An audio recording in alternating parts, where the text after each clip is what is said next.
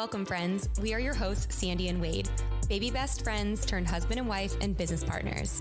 This podcast is for the dreamers, the movers and shakers, and those who seek to attract their dream life. Strap in. Getting magnetic in 3, 2, 1. Like attracts like. If you see it in your mind, you can hold it in your hand. You just decide what it's going to be, who you're going to be, how you're going to do it. And then from that point, the universe is going to get out your way. This moment in time, this is your time to rise. Alrighty, I am so excited to be on here today. Before we kind of dive into today's episode, which I'm going to focus on the holidays, I'm going to focus on Christmas and all the joy that it brings, I wanted to give you a friendly reminder of our 30-day clean eating program that's coming up on January 4th. Wade mentioned it last week.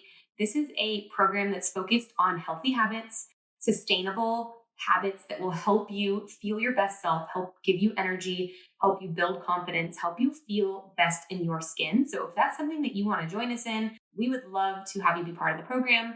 It starts January 4th.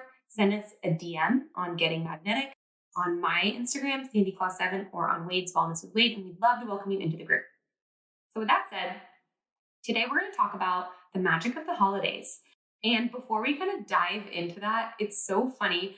My nickname, Sandy Claus, I want to explain that to people because I can't even begin to tell you how many people have thought that Sandy Claus is my actual name.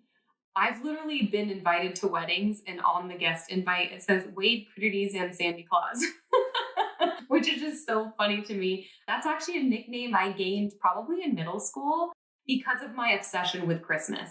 So my maiden name is Elliott, Sandy Elliott, but people don't know that. They think I'm Sandy Claus. And it really came from, I think, just my unwavering belief in Santa Claus.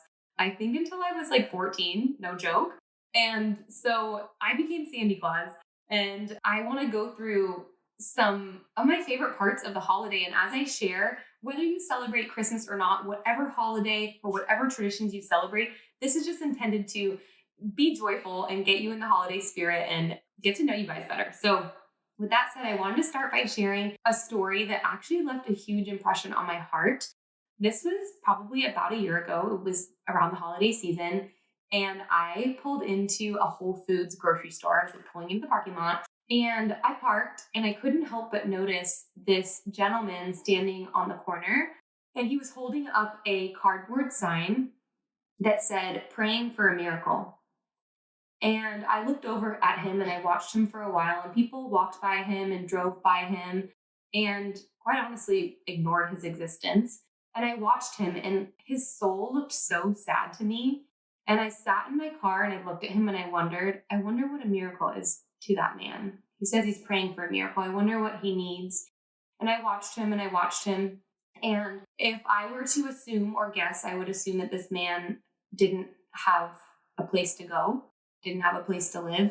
And he really just, I don't know how to describe it. I just felt called to go over there. And so I got out of my car and I walked up to this man and I said, "Sir, I see you're praying for a miracle. What is a miracle to you?" I'm curious because I was wondering, I thought maybe he would say I'd like to eat, or this or that. I thought maybe I can go in the grocery store and buy him some food or help him in some way. And he said, "A hug." And I about lost it. I gave this man the biggest, tightest hug I think I've ever given anyone. And me and this man that I don't know were hugging in a Whole Foods parking lot, crying together for probably over a minute.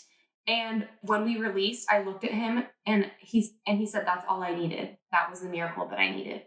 And I was just so shocked that a simple act of a hug could literally change someone's whole world in that moment. And I asked him, "Do you need anything to eat? Can I get you some groceries or anything?" He said, "No, you just gave me everything I needed. Thank you, ma'am."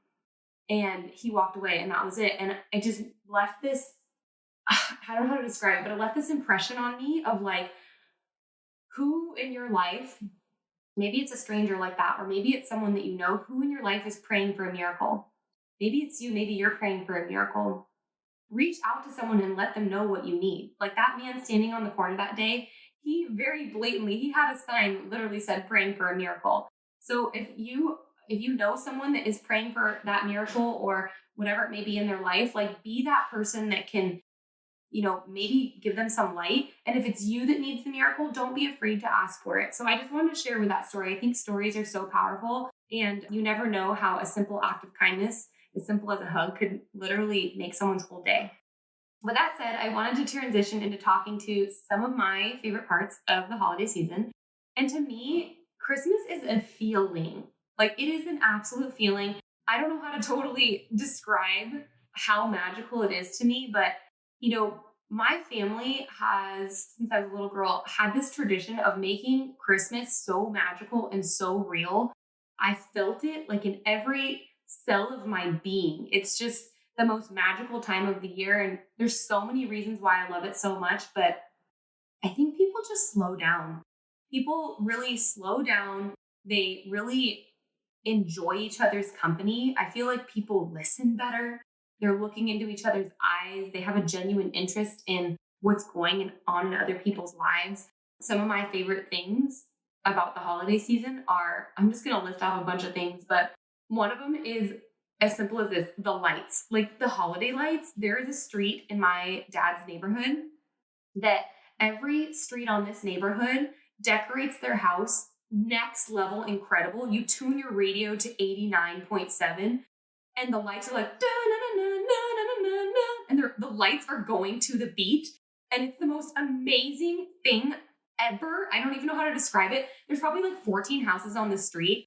And Wade and I always talk about it, like when it's Christmas season, we drive by the street. I'm like, do you think if someone new moves on that street, like you have to sign a contract, like, yo, if you're going to live on the street, like you got to participate in this because we're not about to have a Scrooge move in that's going to be like a dark house amongst the 13 other like vibrant glowing homes. But like, it's the things like that that bring me so much joy. It's the cheery music, the carols, like the songs, just the people like feeling that magic, right? It's the magic in kids' eyes and their unwavering belief in like Santa and elves and being a good little boy or girl, like something about that, the tradition. It's the holiday foods. It's like, maybe the treats that you bake with your family or the certain, maybe you guys make like a roast on Christmas Day or whatever it might be. Like that's what my family does. It's the intentional gift giving. It's like, wow, like so-and-so would really enjoy this. Like I love gifting. I think it's one of my love languages. So for me, intentionally gift giving to everyone in my family, like that's pretty amazing. I don't love wrapping. I'm going to be honest. I'd rather like pay someone to delegate to do it. But like when I get in the right mindset and I have all the wrapping paper, like sitting down with some music playing and like a hot cider or a hot cocoa or something and actually like wrapping the presents and getting in the mindset of like what other time of year do we do that? Like, it's like this whole production, right? It's making my mom's famous Swiss cookies. And that's actually something that my sister and I still do every single year. My mom's best friend was also born and raised in Switzerland, and she lives near us. So every Christmas, or like right around Christmas, a few days before, we'll gather together, me, my sister, and Sonia, and we will make my mom's Swiss cookies. And it is quite a process. Like we grind up the hazelnuts, we make the dough together. It's like this hazelnut cookie that has this raspberry jam on it. It's so incredible. And then you like paint egg yolk on it. So it's kind of like this like round, crisp looking cookie, but it like melt. Like I don't even know how to describe it. It's so amazing. Anyone that's ever tried my mom's Swiss cookies is like, how do I get those? And I'm like, come around my house around Christmas and you'll get to try it. They still don't taste as good as my mom's, but it's just the tradition of like trying to replicate those things, right? It's the fuzzy socks. It's the matching family Christmas pajamas. It's decorating as a family. Like for us, the day after Thanksgiving, we go to the Christmas tree lot. We pick out the perfect tree. Yes, I'm allergic to trees. It doesn't matter if it's a Douglas fir. It doesn't matter if it's a noble. It doesn't matter if it's a grand. I think that's what they're called. For some reason, I'm allergic to them, but I still enjoy like being on that Christmas lot and being in that magic of, wow, like we're picking out a tree that's going to live in our home with us for the next, month or two and like be part of our environment. But it's the gingerbread decorating. It's the traditions of like my mom started a tradition when my sister and I were middle school. It was like a gingerbread decorating party. And so my mom would stay up all night and she would assemble these gingerbreads And we finally found out after a few years of trial and error that it was hot. She had to hot glue gun the gingerbreads together so that they would stay like intact, because if you've tried to construct a gingerbread house, you'll find that the frosting doesn't quite keep it together. So she would hot glue gun them together. And then they'd all be like laid out on the table for like 12 of us or 14 of us or 16 of us. And then we'd have our annual gingerbread decorating party and all our friends would come over and then we'd decorate them. But the structures had to be done the night before. So she'd be up all night, like putting these structures together for us. And as we got older, like it transitioned into like a cookie decorating party. And then in more recent years, it's becoming a Christmas caroling party. So literally we've done this party every year. Like we even did it last year. And now we're at the point where our friends are having kids. So our friends bring their kids and it's just this joyous party. We still do it at my dad's home. We walk to that magical street in his neighborhood. I have my Bose speaker on my shoulder and I'll play like some Christmas carol and we all will sing it. Like we're not good at all, but the people that answer the doors are like, oh, here they are again. It's like a combination of all these things that make it so magical. Like what other season do we like as humans come together and do all these like outrageously amazing things? Like that is just why I love it so much. And it's also just the magic of like believing in, it's like having unwavering faith and belief in something that you can't see, right? Like Santa Claus and the spirit of Christmas was the first time, like having that belief was the first time in my life that I had belief in something that I couldn't see, but I believed it wholeheartedly, right? And it's taught me, I think, so much about like my mindset now of believing something before I can see it and being able to manifest something and being able to dream of something that maybe doesn't feel real.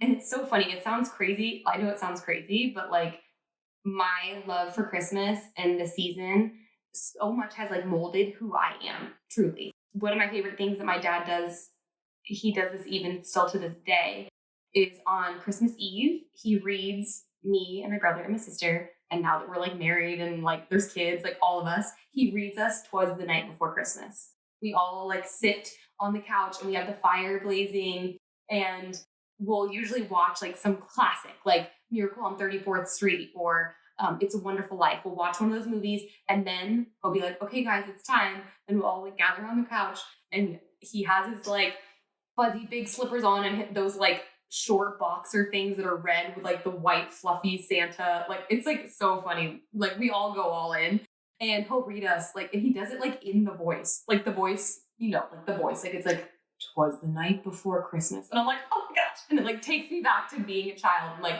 hearing that story with my wide eyes and believing like it's the night before Christmas. Like I've been so good all year, like Santa's coming.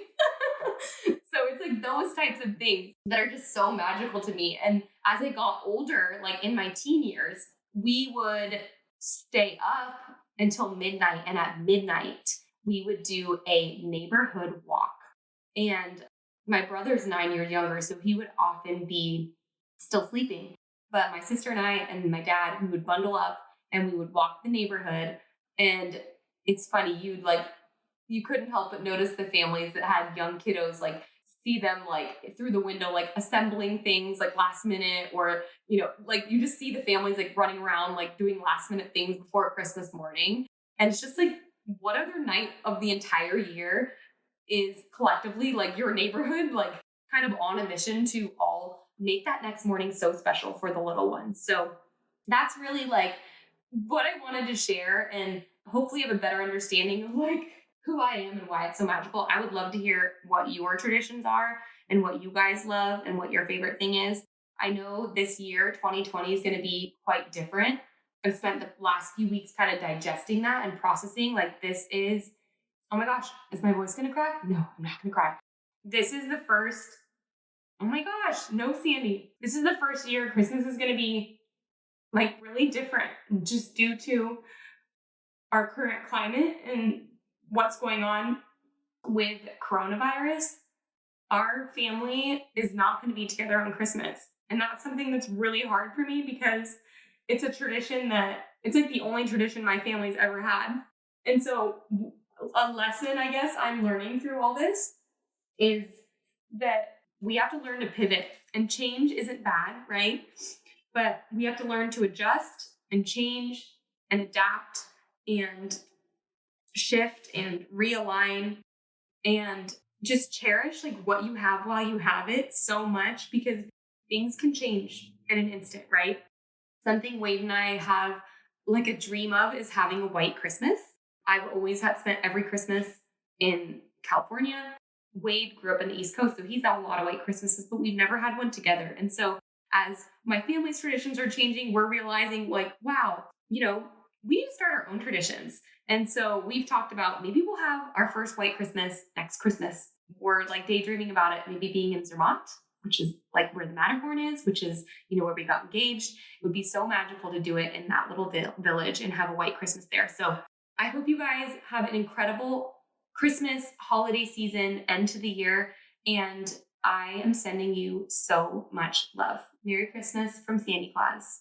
And in wrapping up, I want to share again, I know we've shared about this before, but something I'm so proud of and excited about is our 90-day cycle to new habits journal. Wade, myself, and our dear friend Haley Duncan created this tool together. It's for sales professionals. It's for network marketing professionals. And what it essentially is a workbook to help you in 60 minutes of daily focus to achieve your goals and dreams in your business. To have if you're a pen and paper girl like me, if you like having lists, this is a tool that you absolutely want to have. I think as we are finishing up this year, it's so essential to begin really thinking about what we want 2021 to look like. And I think by having a tracking system like this and being able to write down what you're doing daily for your business, it's something that can really, really help you thrive. So if you're interested in doing a 90-day cycle with us to start out the year strong, you can grab your own copy at www.90dayhabitsjournal.com. Alrighty, so next week's episode is actually a solo with Wade. He is going to go over 8 tips or 8 points to having a mindset of a champion. He has done this speech on stages. He's done this speech on Zoom calls for hundreds of people. It's so powerful. You're going to get so much value out of it. I'm excited for you to hear it. And as always, if you enjoyed today's episode, it would mean so much to us to have you subscribe, rate, review, share it with a friend. And as always, let us know if there's a certain topic you want to hear about. We are always open to suggestions. We love hearing from you guys. Thank you, thank you, thank you. Only those that can see the invisible can do the impossible. So remember, you are magnetic.